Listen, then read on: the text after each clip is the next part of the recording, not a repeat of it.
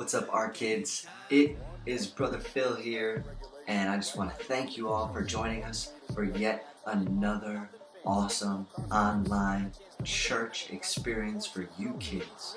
So again, thank you so much, and we love you guys. We miss you guys so much. Before we get started, I just want to tell you a quick 30-second story. I heard this story once and it changed my life. So, there's a kid on a beach. Long story short, the water, all the ocean, came up higher than normal. The tide was higher than normal, and it washed a lot of starfish up on the beach or on the shore. And one little child went running around. He was grabbing the starfish and throwing them back in the ocean so that they could live, because if they stay out of the water too long, they would die. And a man came up to that little child and said, "Hey pal, you know you can't save every starfish in the ocean." And that young child looked at the man and said, "Well, I can't save this one, I can't save this one, and this one, and this one. So what does that really mean?" That means some people might say, "Well, you know, you can't change, you can't save the whole world." And my response, and your response should be, "Well, I can save this person. I can change this person. I can help this person. I can love this person. And I can help this person too."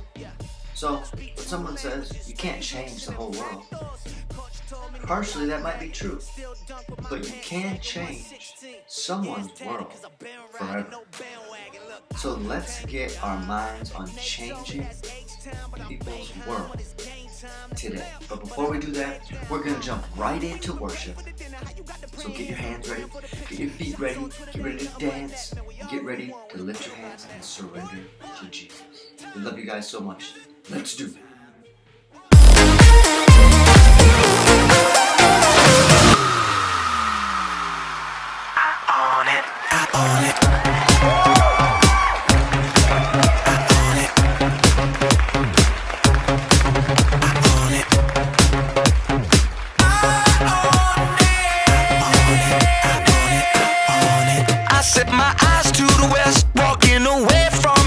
Reaching for what lies ahead, I got my eye on it. I see my sweat hit the ground, I put my foot in the block. This is the race of my life, and I can't wait for this shot. Cause I can feel the wind at my back, chest is pumping like a heart attack. Feet are moving and my mind is locked, pressing on with everything I got.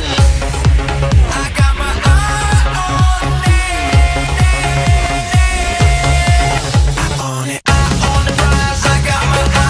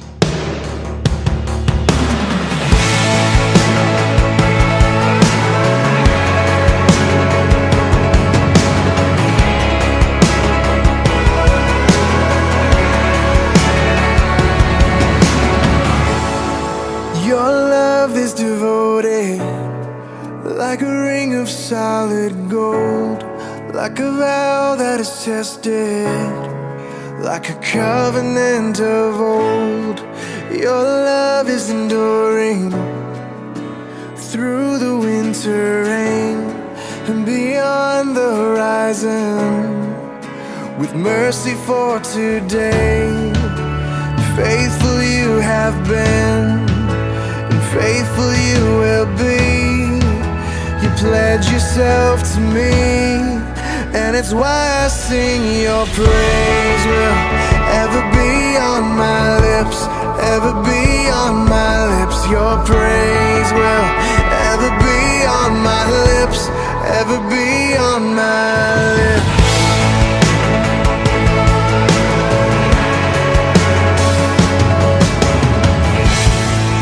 You father the orphan, your kindness makes us whole, and you shoulder our weakness, and your strength becomes our own. Now you're making me like you, clothing me in white, bringing beauty from ashes. For you will have your bride, free of all her guilt, rid of all her shame, and known by her true name.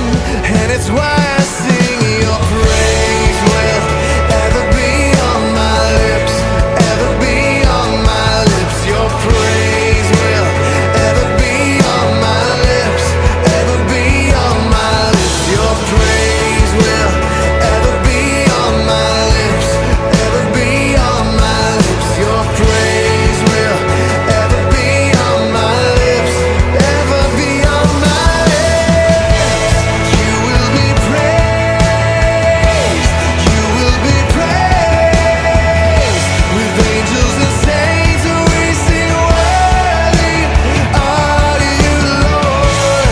You will be praised, you will be praised.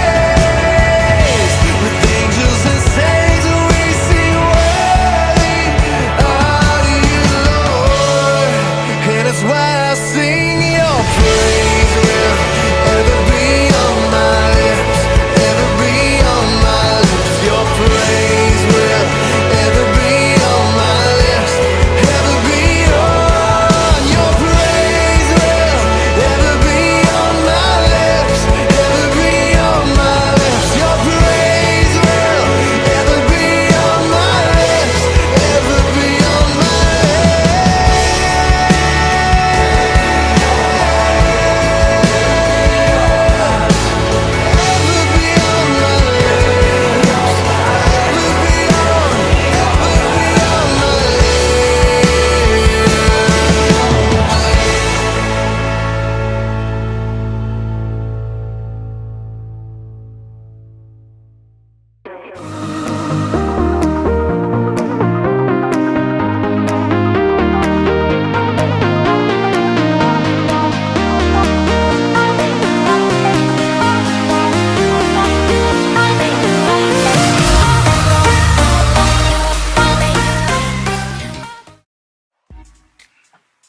What's up, kids?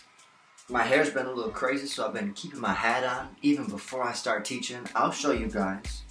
If you remember the first video we made for you guys right here on YouTube, I had all of my hair cut off, just a tiny little bit. So the day before Easter, I cut all my hair off. And now I've got some length back. I'm gonna try to grow it out super long. So we'll see how that goes. But my hat's on. It is teaching time. Today we're talking about how do we change the world. Have you ever wondered if you can change the world? Let me just tell you this. Yes, you, the one watching this video right now, you can change the world. Because all of God's power, all of His love, all of His joy, all of His creativity, everything you need is already on the inside of you. Given to you by God. So we just gotta actually step out and do it. Let's look at the life of Nehemiah today. Nehemiah wanted to change the city of Jerusalem. It was in chaos. Everything was going crazy. in the city of Jerusalem. If you remember, there was a wall that separated the good side of Jerusalem from the bad side. And the wall got broken down. And the bad side started going crazy inside of Jerusalem. It started tearing everything up and being really mean to people. But what did Nehemiah do? First, Nehemiah began to pray and fast. He stopped eating and he started to pray. I don't know how long, probably about 10 days. He just drank water, ate a little bit of vegetables, and that was it. And then he started to pray to God, started to release his powerful words, right? And then, back then, Nehemiah, he was living in a king's house, and he was serving that king, so he was a servant. And he walked up to the king and said, "King, can I go to Jerusalem? Their city's in chaos, everything's going crazy right now. Can I go over there and help?" Now let me just say this. Back then, you weren't supposed to ask kings questions like that. You did what the king said, and you didn't ask him what you wanted. So Nehemiah could have got hurt really bad just for asking the king a question. But he asked anyways. And guess what the king said? The king said, "Sure, Nehemiah, you can go over there." And then he gave him bodyguards to go over there. He gave him all of the wood that he would need to build the wall. He gave him all of the horses that he would need to get there. And then Nehemiah got there and he began to build the wall. But let me just tell you this. We can change the world by ourselves, but it's so much better when we do it together. So Nehemiah got with some of his old friends and was like, "Hey, let's change the city. Let's build this wall back up." And they started to build the wall. But then people started to get upset, the people on the bad side, and they started trying to fight them. So now Nehemiah and his men are building and fighting at the same time. Building and fighting at the same time.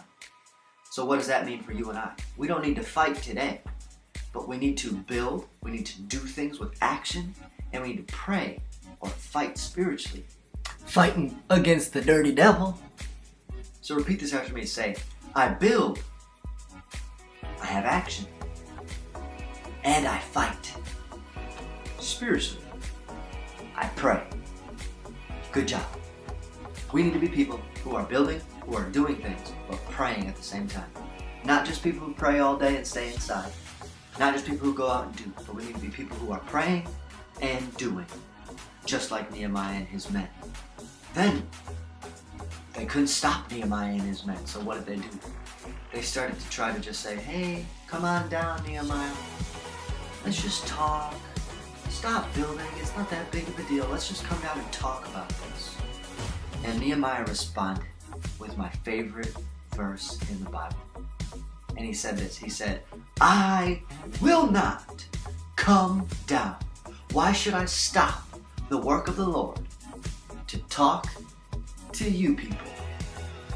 The work that he was doing, that God told him to do, was so much more important than everything else, that he let nothing distract him from doing that good work. So regardless of what people may say, you and I, we have to be men and women of God who do not get distracted by what we hear on Facebook, by what we see on TV, or by what people are saying. We have to do good work, God's work, and not stop for anything or anyone. Also, like Nehemiah, we have to be people who are working together with others, because we are better together. The Bible tells us in the book of Deuteronomy that one person can chase 1,000 demons away. The power to chase 1,000 demons away. But two people can chase 10,000 away. So you say, oh, one person chases 1,000, two people chase 10,000. That is a lot more when you work together. It's more than double. It's like way more. So we have to be people, just like Nehemiah, who get their friends and work together and love together and don't stop until everyone is winning in this earth. but we have to be people who are working together, people who are full of prayer, and people who are doing what God is saying. So now, let's go to the memory verse. Lastly, we're going to talk about a memory verse. This memory verse is extremely important, and I want everyone to make sure they can memorize this verse and post a video of you saying it on Facebook.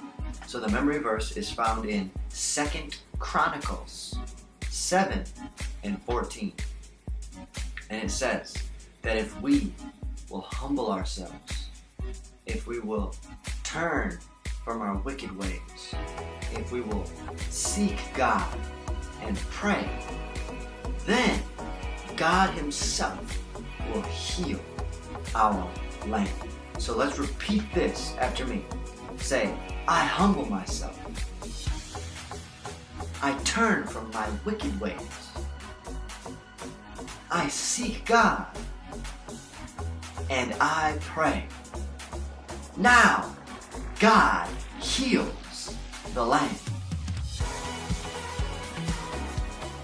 2 Chronicles chapter 7 verse 14.